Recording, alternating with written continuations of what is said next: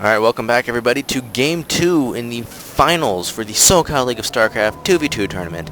Over here in the top right we have Morpheus, otherwise known as Matthias Wong, spawning as the orange Protoss player, and his partner Quacktastic, or Marcus Quack, spawning as the red Protoss player. Fighting valiantly against them will be Snorlaxing, the blue Terran player. So far he's the only player in this tournament to have even tried Terran. Typically he's gone Protoss predominantly. So we'll see if this one little Terran guy can change the tides of battle. And his partner, Pensive Panda, as the teal Protoss player. So he's been doing very well these past couple games. He played a Zerg last game. Last game was a lot of fun, very entertaining to watch and to cast, definitely. So we do have a supply depot going up, a large choke here because this is a team play map. Overall, this is a pretty, as far as expansions go, everything you can hold pretty easily. You can break down this destructible debris and take this expansion, and it's got a rather small choke over here that's very easily defendable, and another ramp up here.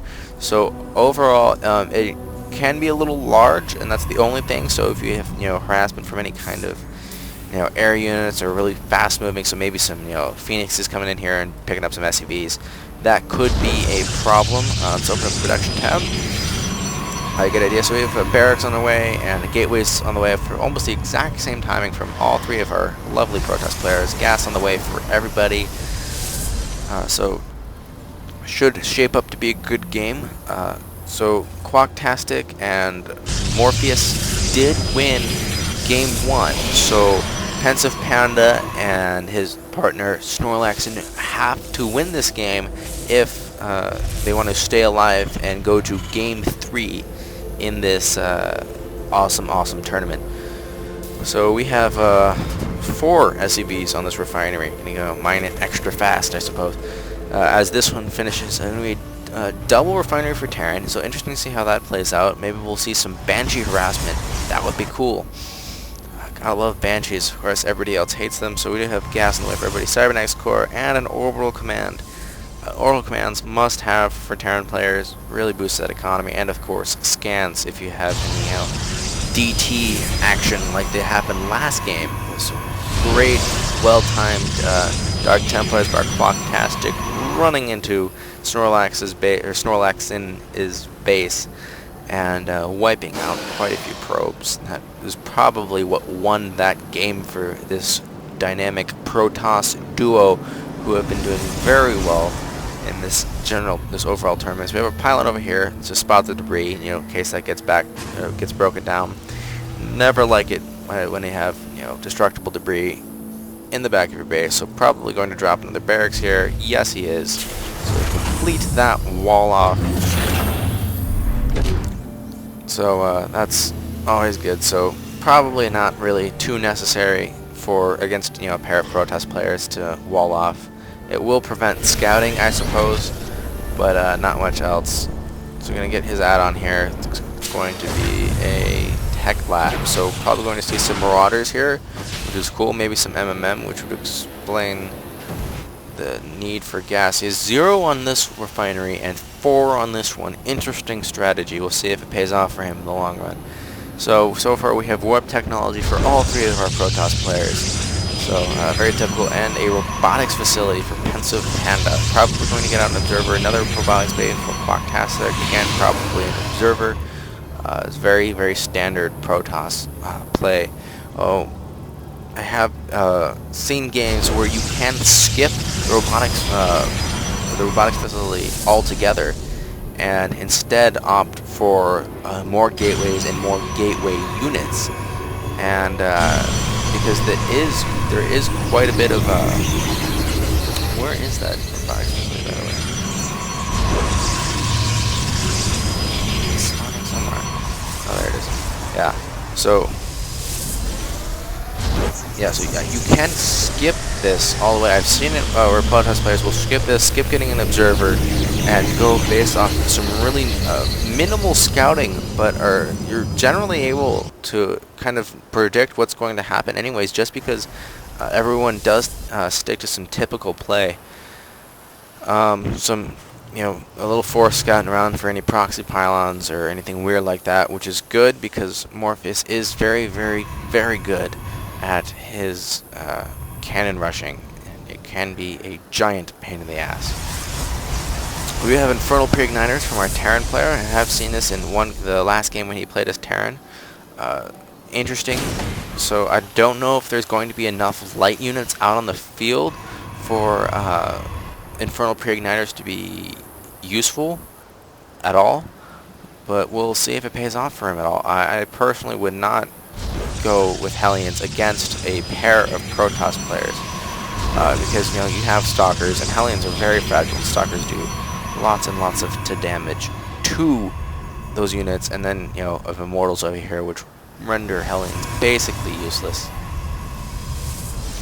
Yes, we have some our lovely spectating people commenting on Marcus's build style. It is a little, just the way his buildings are positioned. It's very organized and very symmetrical, except you have Cybernetic core here, gateway here, so slightly breaking symmetry, but everything is very pretty.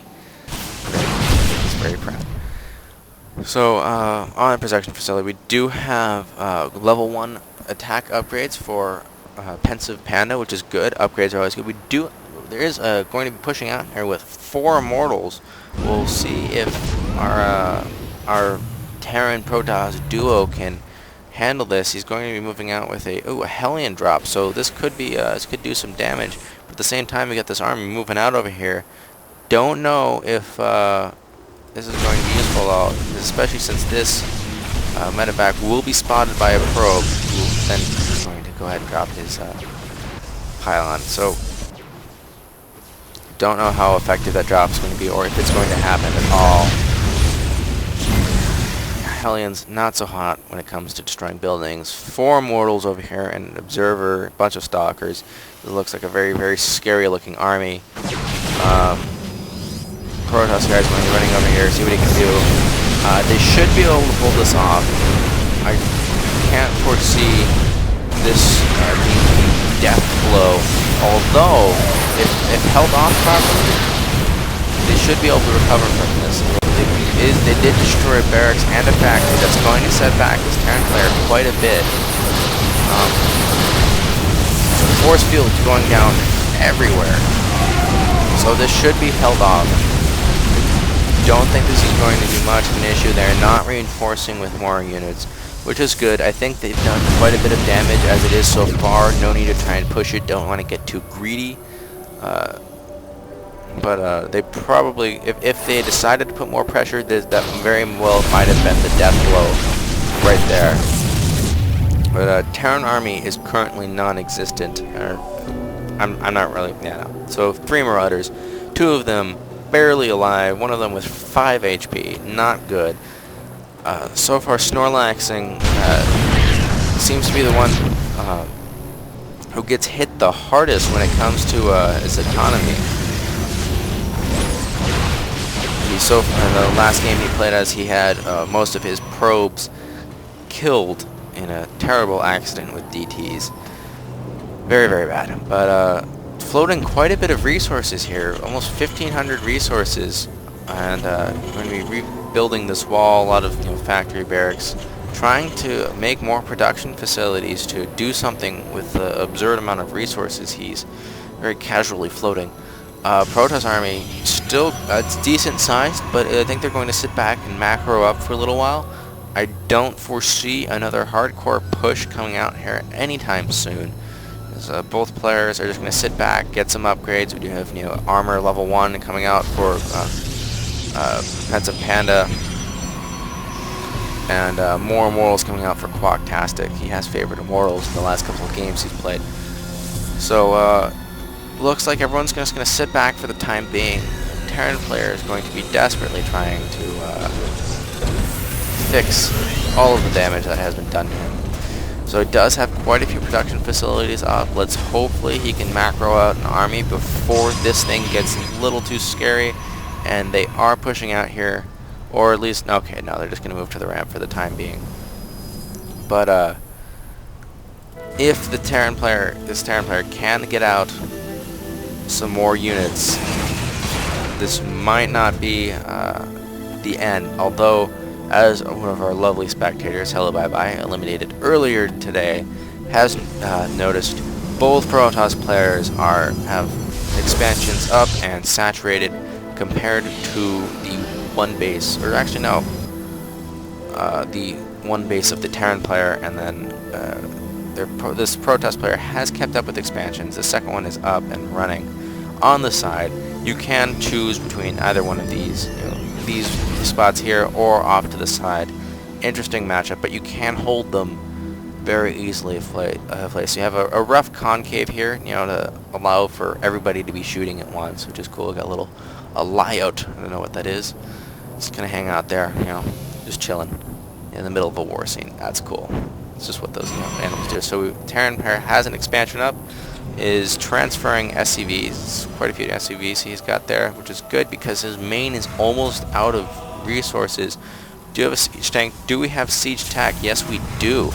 Missile turret going up, maybe a little sniping observer, or probably just to look for some DTs. So far this Terran Protoss army is not bad. It is not compared to, well, actually,